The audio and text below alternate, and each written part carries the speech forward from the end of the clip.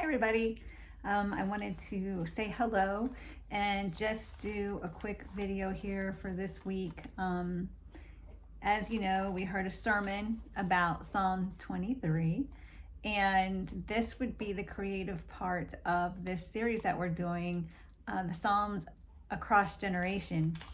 I just wanted to show you real quick how easy this journaling process is.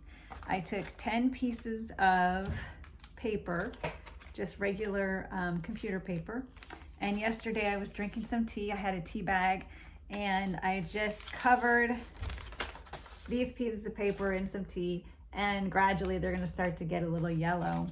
I also had some craft paper laying around, so I just tore it, cut it, tore it. You can do either or, and I'm using that.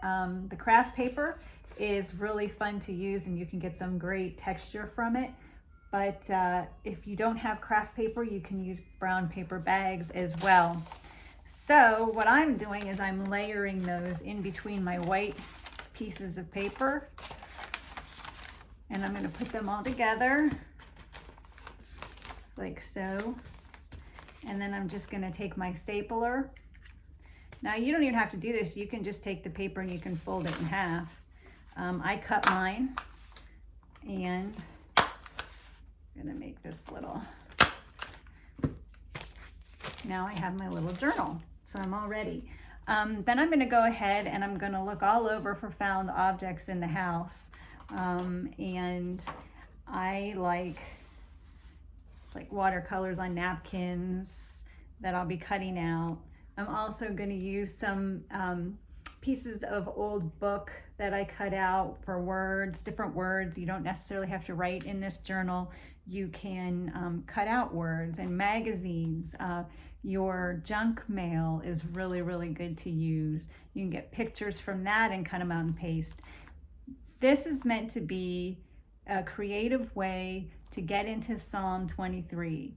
We all have a story about Psalm 23. A lot of us, if you're my age anyway, have grandparents who really held to that Bible verse and really had it to memory. And maybe our generation doesn't. So maybe this would be a great way for you to really get into that psalm. So as you go back and you look at verse 1 and 2, think about that while you're getting your found objects. What does that mean to you? Those first two verses. I think you take a good look. The Lord is my shepherd, I shall not want. He makes me lie down in green pastures. I shall not want. I know that the Pastor David was talking about a time for everything I need. And here the Lord is saying, or David is saying in his psalm about the Lord is my shepherd and I shall not want. I know it's really hard in these times right now because there's so much uncertainty about, are people going to have enough? Are you going to have enough food? Are you going to have enough money? And some people are really struggling with that.